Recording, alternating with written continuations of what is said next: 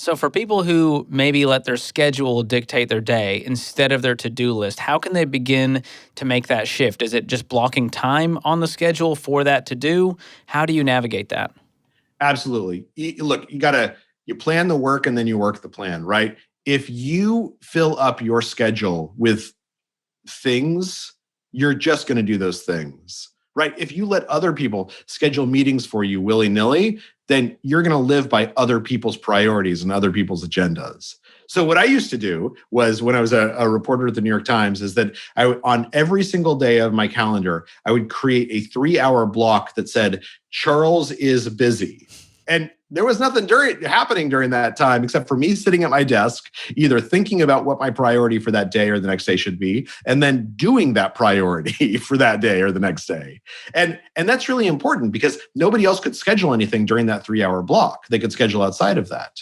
You need to think about how to protect your mind and your time.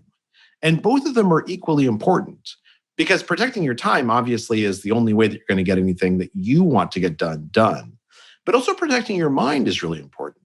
When you're thinking about how you're letting other people influence your priorities, are you creating space where you are choosing whether to follow up on their plans or whether you're automatically reacting to them? There's so many people who, setting schedules aside, they use their inbox or their Slack account as their to-do list, right? I wake up and I've got 30 new emails and I'm going to go through those emails and I'm going to do whatever those emails ask me to do.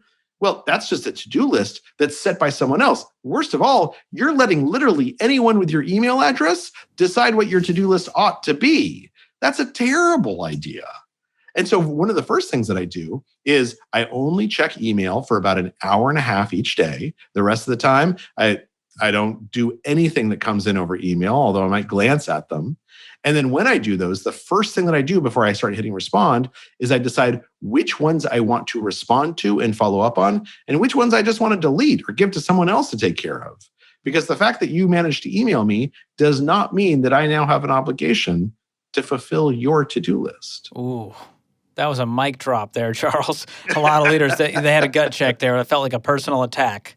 But that's good, because a lot of people feel productive if they can get to inbox zero and they just responded to all the fires and they go, wow, what a day. And you realize I didn't get any closer to my goal. I just helped other people accomplish theirs. Inbox zero is the worst idea on the face of the planet, I think. Like if a stranger came to you and they were like, I'd really like you to go wash my car and clean my house, would you feel good about yourself simply because you washed their car and cleaned their house? No, but that's what inbox zero is. The best inbox zero is just to hit delete, or to put it into some folder. I have a special folder on my email called AA to do. And if something comes up and I feel bad hitting delete, a note from someone that I met 20 years ago, a friend of a friend of a friend asking for a favor, I take it and I look at it and I put it in that folder AA to do. And then I never, ever open that folder ever again. Because I understand that it's a priority for you, but it's not a priority for me. Yeah. And it's not fair to expect it to be a priority for me. Now that being said, for instance, I respond to every single email that I get from readers. So if a reader sends me an email with a question about habits or about anything else, I will respond to that. That doesn't go into AA to do. That goes into something called reader emails. And once a week or once every 10 days, I sit down and I've scheduled an hour and a half. Then I go through those emails and I respond to readers' emails, but I don't respond to them when they come in. I don't respond to them according to the universe's scheduling. I respond to them based on my scheduling. So it doesn't interrupt me. It's something that I look forward to rather than being an inconvenience. Yeah, that's powerful. So as we wrap here, Charles, a lot of people are rethinking their to-do list now, and they're going, all right, I got to go buy some index cards. I got to do this thing right because I want to be more productive and I want to get to my vision and to my goals. What is the first thing that you would recommend as we begin to create that effective to-do list? So the first thing is just come up with a system, a daily practice of sitting down and asking yourself, what is the most impactful thing I can do today? And write that down on a list, on a piece of paper, on an index card. And then as you're going through the day and you're going into meetings and you're doing X and Y and Z, every single time you have a spare moment, ask yourself, how do I get closer?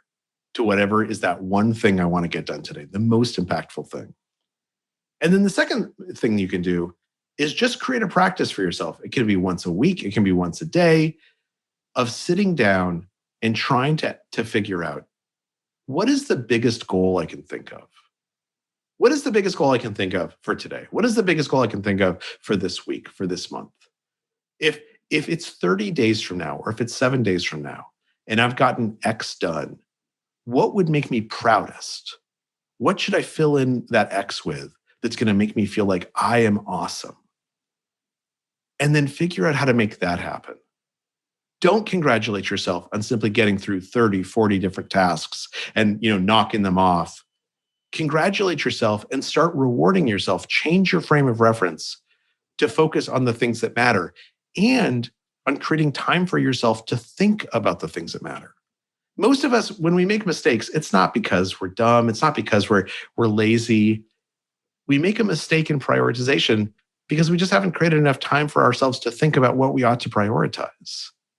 So just set aside 5 minutes, 10 minutes to think about, what's the best thing I can do this week that's going to make me happier, it's going to make my life better, it's going to get me closer to that goal that is my ultimate goal. And then put that at the top of your list. And even if you just chip away at it for 20 minutes a day, at the end of the week, you're going to be closer than you were before. And at the end of the month, you're going to have it done.